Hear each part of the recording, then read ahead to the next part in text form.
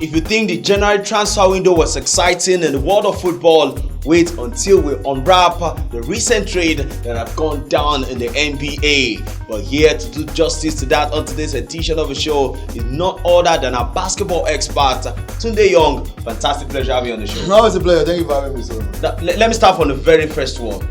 How did the Brooklyn Nets just get emptied like that? They needed to restart the project. Basically, that's what happened. It's not. I wouldn't see it as them getting empty. They just they knew the guys wanted to leave. They would have had to pay Kyrie Irving.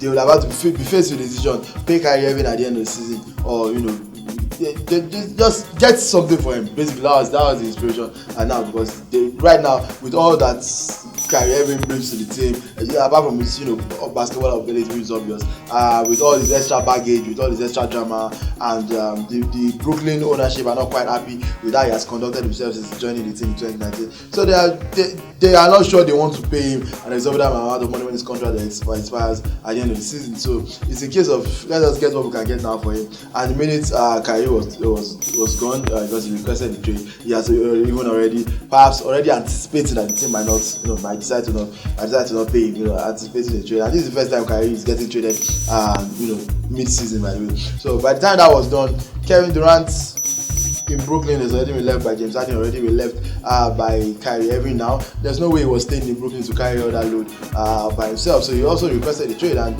Brooklyn decided to, let's just eat the hard percent and scrap this experiment, which when it happened was probably the biggest super team, theoretically, the biggest super team that we had ever seen in basketball, bringing in Kyrie Irving, bringing in James Harden, bringing in Kevin Durant at the same time. But it just did not work at all. It did not work whatsoever. This is a team that's only won one playoff series since 2019. Since they put since KD and Kyrie first joined, since 2020 when James Harden joined as well. One playoff series, one. They didn't make an Eastern Conference final. This is a team that failed astronomically, so it's not even up for debate. So at the end of the day, eat the hard reset, cut your losses, get what you can get. And for Kyrie Irving, they got some solid pieces. Got Dorian Finney-Smith, got Spencer Dinwiddie, got a bunch of picks, first and second round picks. So for me, that's enough to rebuild for the future, especially since Kyrie is no longer interested in the project. And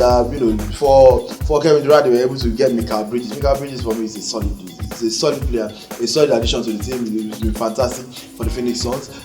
Even though at the Phoenix Suns it was more of a fourth option, he can be the main guy. He has the opportunity to play, and get a bigger role and all that. In terms of players stepping up in the absence of, you've already seen Cam Thomas, the backup point guard in Kyrie's reign or tenure, has become the go-to guy for points, following up with consecutive 40-point games and then a 20-point game since Kyrie left. So this shows that maybe it's not all just bad. Surround them with shooters like Joe Harris, like Dinwiddie, like Finney-Smith. These guys can really get us from deep. And who knows? So this is still a playoff team in my opinion. I think they are still a playoff team, although obviously they don't have the star power that would have made you back them in the 7-game series over against any of the top Eastern Conference teams. So I think they are good enough to make a playoff, but that's pretty much it. So now Tunde, let's go to the Phoenix Suns. They now look like a very super team, very very good team with KD joining. This is a team that already made the NBA Finals. Yes, and by most people's estimation, definitely my estimation as well, they were favorites to win that final. This is a team that already has Chris Paul, already has Devin Booker, already has the ability. Is a super team. That everything was the first round. It was the first overall pick. Chris Paul, you know what he's done. Devin Booker, you know what he can do. You know what he's done. The lottery pick. You know what he can still do. He's a player that's one of the most dangerous players for mid-range, and you had perhaps the most dangerous mid-range shooter of all time in Kevin Durant. Then with Chris Paul, who's also reasonably good from this. For me, fantastic team. The only downside is where would they get the 3 and D that Mikal Bridges used to give them? He was the one that gave them that grit to the team. It was cover their bases and can still contribute going forward. So they don't have that anymore. They probably will have to make up for that. But as far as it goes, good luck to anybody trying to beat Chris Paul, and Kevin Durant, all playing at top of their game. Good luck. It doesn't really matter if they don't have much difference in that between those four. I don't know. You score more than your opponent, you still win. It means you still win. Now let's go to Dallas Mavericks. Ivan Doncic How well of a good combination with that? Honestly, I don't see how it's going to work like that. It is something like, in fact, I don't even see Kyrie staying in Dallas beyond this season, to be honest. Because it's got to still run out this season, and then Dallas will be faced with the decision of paying him, or you let let other teams pay him. I think that's what's going to happen. They just want to get that star player in and see if they can push a run this season. Because without any star player apart from Luka, this Dallas Mavericks they made the Western Conference Finals last season and only lost to the Golden State Warriors, who went on to win the championship. So they feel like one extra superstar will take the body off of Luka Doncic and then give them more of an opportunity to become NBA champions, or even go further than making the conference final, than perhaps this time even making the actual NBA finals. So who knows? Although the style of play is a clash. Kyrie needs the ball to function. Luka needs the ball to function. Yeah. None of these guys are stand around and shoot guys. None of these guys are But at the end of the day, what it gives the Dallas Mavericks is teams cannot just come into games looking to guard Luka Doncic and hope for the game. Because if you put your attention on Luka Doncic, Kyrie Irving will hurt you. And if you commit your attention to those two players, then who is left to guard the winning players? Then you cannot guard those two players one guy. So at the end of the day, that's what it gives them. It gives them a mismatch. That's what it gives Jason Kingston have somebody else to basically pass the burden on to. But at the end of the day, I still don't think it's a good addition for the long term. It can work this season. They can go on the run. Kyrie will be important to win the playoffs. We've seen how we have the Cleveland Cavaliers, LeBron's one and only title in Cleveland. So he has that in his locker. He's a player that can be clutch. He can turn up in the right moment. His handles, probably the best handles we've ever seen in the NBA. What's done easily for the last 10 years, nobody can deny that. He's a fantastic player. But with the extra baggage that comes with it, this is something you want to have on a roster long time. Usually when you already have a superstar that is similar in Luka Doncic. So those are already issues. Now, today, Young, let's talk about the Los Angeles Lakers. Russell Westbrook out. The shooting they needed, have they gotten enough power for that? Yeah, actually, they are a much better team. They are much better. With Russell out? With Russell, not just even Russell. Russell have Pat Beverly out. I don't like Pat Beverly.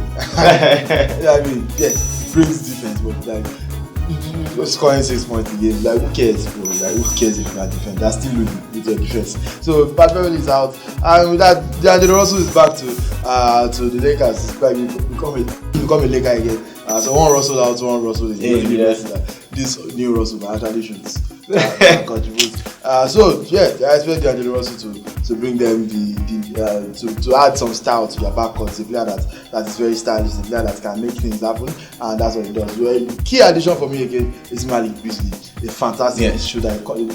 Someone that you can now the way teams play against the Lakers is just hold LeBron and whoever is with the ball. That's the defense. Yes. And Anthony Davis is usually waiting to walk in the paint. So like once you do that, and clog the paint so that Davis cannot have a free drive on the basket, you are pretty much good there. But now you have to worry about Malik Beasley in the corner. You have to worry about DeAndre Russell from behind the arc. So those are the issues, and you still have LeBron to worry about. They are still not going to win the league. I don't. But right now, if they had this team to start the season, they will comfortably be a playoffs. Comfortably. Okay. They might even be the 4th or 3rd seed. That's how good I think their current team is. But right now, getting those guys in when you are now 13th in the West. But you can still make a run for the play. You can still make a run for even the playing. So it might be too late because you are in the Western Conference and it's a very strong conference. So I know the key is they've gotten improvement. That we now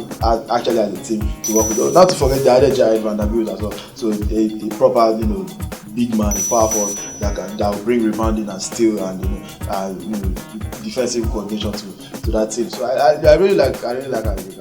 Okay, now to other traits that caught your attention. Yeah, I really like the look of also the Lakers added Mo Bamba, another young power forward. It's a season of players returning to their former teams. Gary Payton Jr. Rejoining the Golden State Warriors. We saw a funny one, John Wall. Getting traded to the Houston Rockets after already talking trash about them and saying the team were going nowhere and doing several broadcasts about that joining Houston Rockets was the worst time of his life. This is why basketball is funny because you have no say as the player. It's ultimately up to the club. So they've sent him back to the place that he said he hated, and they are stuck. He was even advising the current Houston Rockets player to leave when they played against them. He was advising them that they should leave, this place is trash. And now it's back there. He must not be happy about that. Another one that caught by is Joshua of the Portland Trail Blazers, who was traded right before a game. Like the Trail Blazers were warming up for their match, and the players gathered around him and with the phone, and everybody found out, including the player himself, that he was being traded, and he was traded to the New York Knicks. So that's just one of the beauties of the NBA. Makes you remember Harrison Barnes as well, of the Golden State Warriors. I think was all the way back in 2016. Was traded to the Sacramento Kings in the middle of a game. The game had already started. It was on the bench.